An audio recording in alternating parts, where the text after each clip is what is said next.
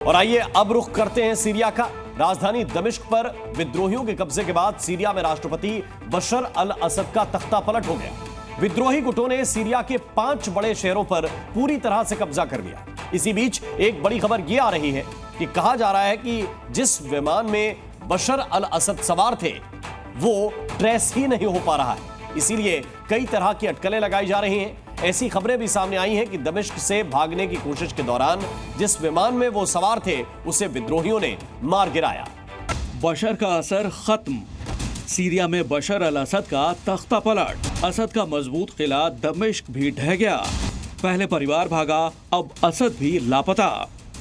पिछले एक हफ्ते में विद्रोहियों ने राजधानी दमिश्क के अलावा सीरिया के 4 बड़े शहरों अलेप्पो, हमा, होम्स और दारा पर पूरी तरह कब्जा कर लिया है। दमिश्क पर कब्जे के बाद आद्रा सेंट्रल जेल में भारी गोलीबारी की खबर है।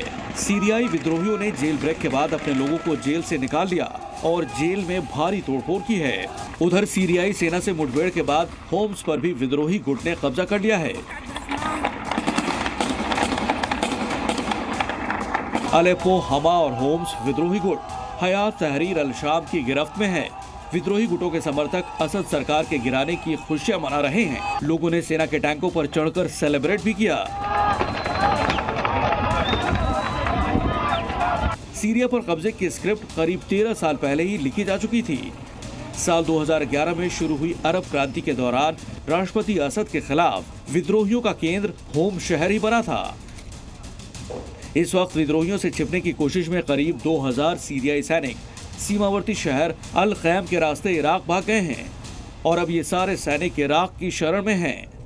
अल खैम के मेयर ने बताया कि किस तरह अल असद का 24 साल का शासन विद्रोहियों ने छीन लिया। सीरियाई विद्रोहियों ने शहरों पर कब्जा करने के बाद हमा मिलिट्री एयरबेस पर कब्जे का ऐलान कर दिया। मिलिट्री एयरपोर्ट पर कब्जे के बाद मिसाइलों और लड़ाकू विमानों के साथ सीरियाई राष्ट्रपति बशर अल असद की एक फटी हुई तस्वीर सामने आई है।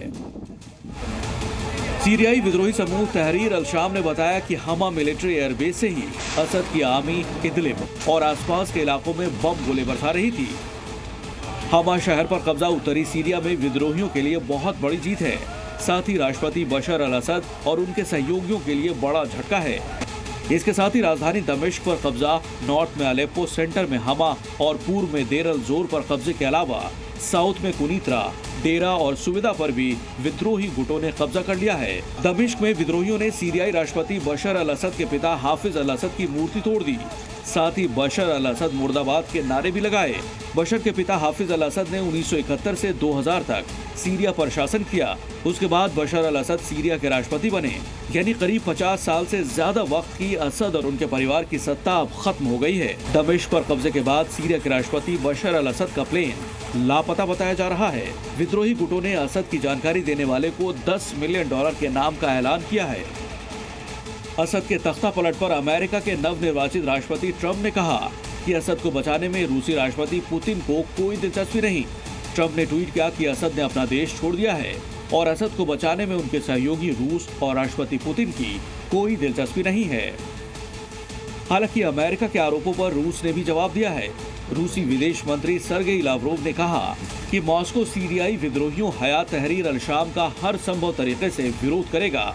सीरिया की राजधानी दमिश्क पर विद्रोहियों के कब्जे के बाद राष्ट्रपति बशर अल असद और सीरिया के रक्षा मंत्री के बारे में बीती रात से कोई जानकारी नहीं है। माना जा रहा है कि दोनों नेता देश छोड़कर जा चुके हैं। बशर का परिवार पहले से ही रूस में शरण लिए हुए है। ब्यूरो रिपोर्ट, जी मीडिया। जी न्यूज़।